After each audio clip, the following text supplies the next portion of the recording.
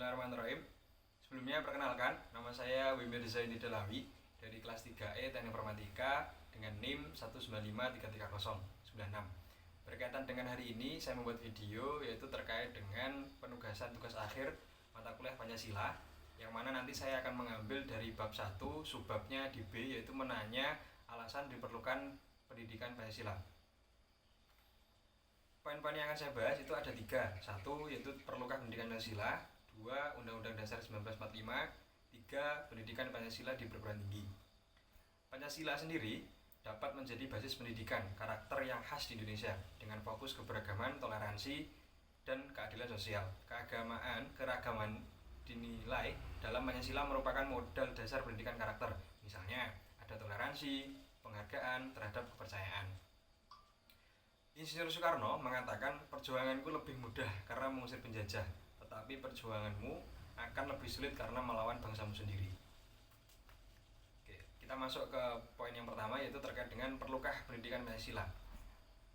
Dalam pikiran Anda pasti pernah terlintas mengapa harus ada pendidikan Pancasila.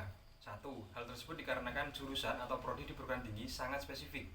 Banyak yang beranggapan pendidikan Pancasila dianggap kurang karena tidak terkait dengan jurusannya. Jika dilihat lagi secara mendalam, pendidikan Pancasila sangat diperlukan, terutama dalam pembentukan karakter dan moral pribadi dan bangsa. Dalam kehidupan politik, para elit politik, eksekutif dan juga legislatif, banyak yang sudah bersikap melenceng dari nilai-nilai Pancasila dan menyalahgunakan kewenangannya.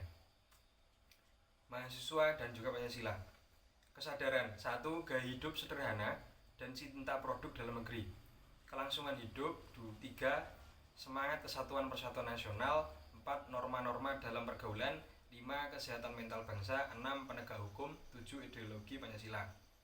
Untuk urgensinya, apabila penanaman tentang Pancasila tidak segera dilakukan, maka negara akan musnah. Apa saja faktor-faktor yang menyebabkan punahnya sebuah negara?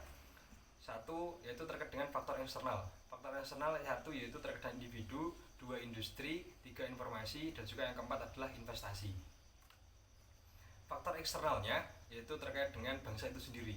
Bangsa yang hancur karena bangsa itu sendiri, yaitu ketika tidak ada ideologi, tidak ada yang namanya kepercayaan terhadap bangsa sendiri, dan juga tidak punya dasar negara seperti undang-undang. Kalau kita tidak menyikapi norma-norma Pancasila ini dengan baik, maka bangsa itu akan hancur. Kedua, yaitu terkait dengan Undang-Undang Dasar 1945. Undang-Undang Dasar 1945 ini sebagai dasarnya negara. Kenapa seperti itu? Yang pertama, melihat dari pembukaan UUD. Dalam pembukaannya mencerdaskan kehidupan bangsa.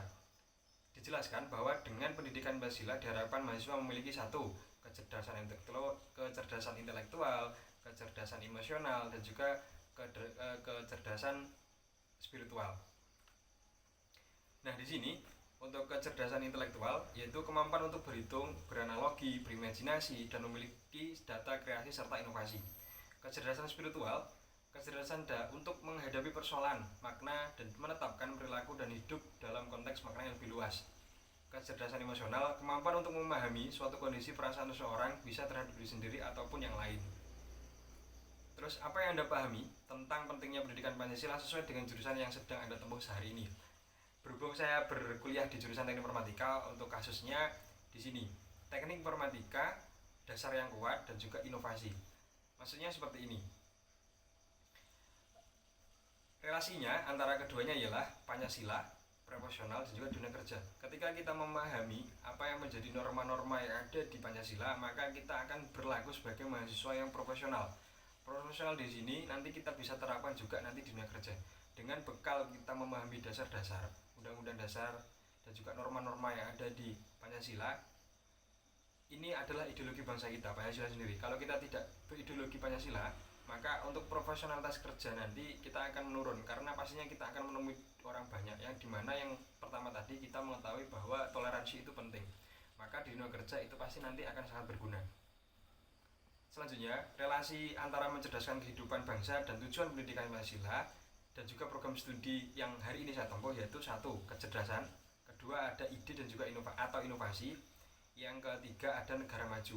Nah, ketika kecerdasan ini saya pakai untuk menelurkan sebuah ide dan juga inovasi, maka negara yang hari ini saya punya, yaitu negara Indonesia, maka akan menjadi negara yang maju.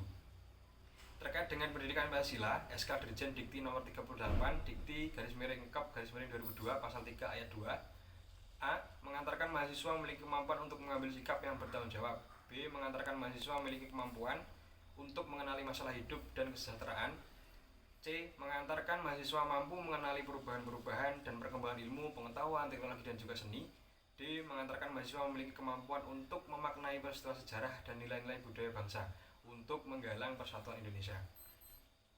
Nah, di sini pendidikan Pancasila itu sebagai bagian dari pendidikan nasional, mempunyai tujuan mempersiapkan mahasiswa calon sarjana yang berkualitas, berdedikasi tinggi, dan bermartabat.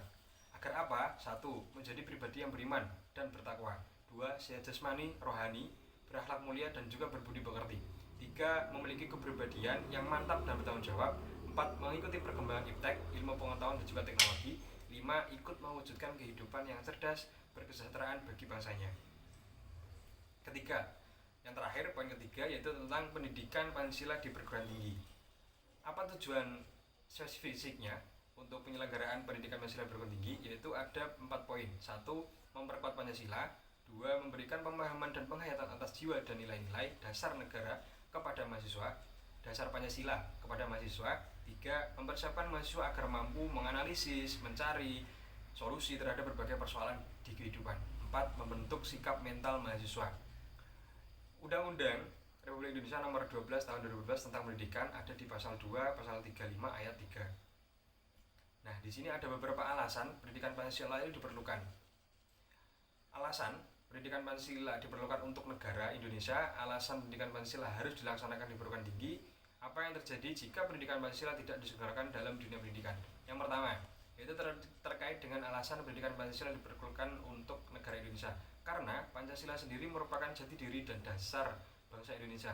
Tanpanya, Indonesia tidak akan memiliki tujuan yang jelas. Alasan pendidikan Pancasila harus ada di perguruan tinggi, yaitu 1. Agar mahasiswa memahami, menghayati, dan melaksanakan Pancasila Undang-Undang 1945 dalam kehidupan sehari-hari. 2. Menguasai pengetahuan dan pemahaman tentang beragam masalah dasar kehidupan. Lanjut, apa yang terjadi jika pendidikan Pancasila tidak diselenggarakan dalam dunia pendidikan? Generasi muda akan hancur dan akan bersikap seenaknya sendiri tanpa adanya dasar yang baik. Hal itu akan berdampak pada kehancuran sebuah negara. Di situ mungkin cukup sekian dari apa yang saya sampaikan. Apabila ada kurang lebihnya mohon maaf terkait dengan tugas UAS Pancasila, tugas akhir. Semoga bermanfaat bagi yang menonton. Akhiran aku lu qauli hadza wa astaghfirullah min kulli dzanbin. Wassalamualaikum warahmatullahi wabarakatuh.